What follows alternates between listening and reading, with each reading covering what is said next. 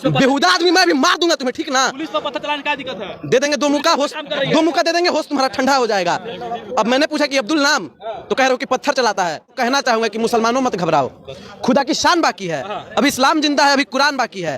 और ये नफरती लोग क्या समझते हैं जो तुमसे रोज उलझते हैं, अभी तो करबला का आखिरी मैदान बाकी है। मेरा नाम है डॉक्टर अमितेश पांडे। अब्दुल पांडे नहीं है मेरा, एक मिनट, क्या बोले आप? हमसे बड़े हिंदू हैं आप, हमसे बड़े सनातनी हैं आप। बताइए हमारे धर्म का क्या नाम है? हमारे धर्म का क्या नाम है? धर्म का क्या नाम है? देखिए बकैती नहीं, आपने धर्म पे वार किया, बताइए धर्म का क्या नाम है? मुसलमान से बड़ा देशभक्त कोई नहीं है अभी इस देश में। आप एक बात बताइए, हमारे देश का जो मुसलमान है वो 5 वक्त की नमाज पढ़ता है, और जब वो 5 वक्त की नमाज पढ़ता है ना, तो वो 5 वक्त नीचे झुकता है और भारत की मिट्टी को चूमता है। लेकिन आप बताइए आप कितनी बार भारत की मिट्टी को चूमते हैं? आप खोजिए, खोद दीजिए जाके, हम नहीं कुछ कह रहे हैं, खोद दीजिए जाइए। लेकिन जब आपको खोदने पे हम आएंगे ना, तो फिर आप भागते नजर आइएगा। अच्छा पांडे जी, एक बात बताइए कि लगातार जिस तरीके से मस्जिदों के नीचे जो है मंदिर ढूंढे जा रहे हैं, एक जो है राम मंदिर बन गया और 30,000 मंदिर ढूंढने की बात कही जा रही है, क्या कहिएगा? भाजपा के पत्रकार हो, भाजपा क्या पत्रकार? मंदिर मस्जिद क्यों कर रहे हो यहाँ बैठ करके? 30,000 मंदिर ढूंढने की बारी है। 3 लाख ढूंढ ले, बाबर ने सबको गिरा के उस पर मस्जिदें बनवा दिया। अच्छा, वो आपके आका नहीं गिराए हैं बनारस में? आपके आका बनारस में गिराए हैं कि नहीं गिराए हैं? कहाँ गिरा है? नहीं गिराए हैं। कैसे बेशर्म आदमी है, आपको कुछ समझ में आता नहीं है। जब काशी कॉरिडोर का निर्माण हो रहा था ना, तो सैकड़ों शिवलिंगों को हटाया गया, जो छोटे छोटे मंदिर थे उनको हटाया गया। लेकिन इस पे आप नहीं बोलेंगे क्योंकि वो आपके आका हटा रहे थे। डर कह रहे हैं? डर कोई नहीं रहा है, बिल्कुल सर्वे कीजिए, सर्वे होना चाहिए, कोई दिक्कत नहीं है। लेकिन ये कोई मतलब नहीं है।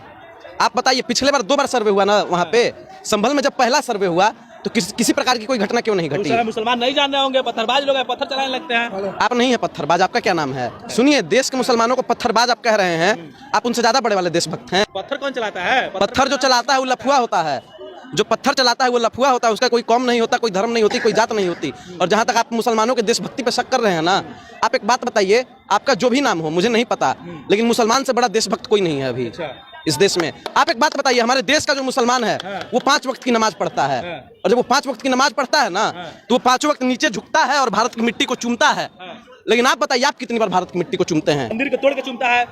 मंदिर को तोड़ के चूमता है बेहुदा आदमी। अब तुम नमाज पढ़ने पे रोक लगाओगे किसी के?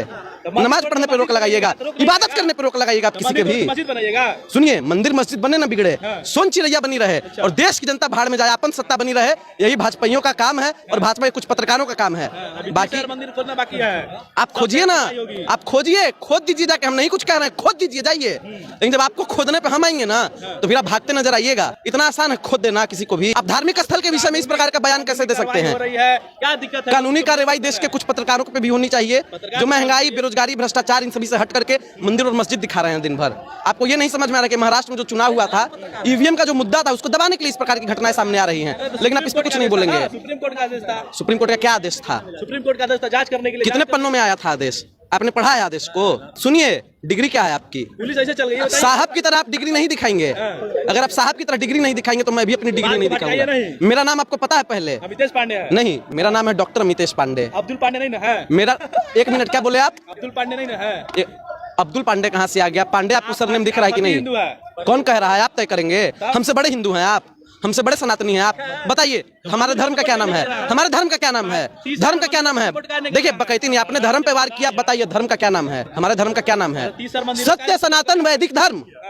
और सत्य सनातन वैदिक धर्म को मानने वाला व्यक्ति है अमितेश पांडे। अमितेश पांडे एक सनातनी ब्राह्मण आदमी है, हिंदू आदमी है।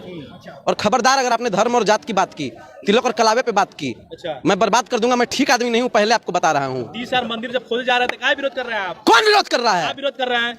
मंदिर खोजने का कोई विरोध कर रहा है?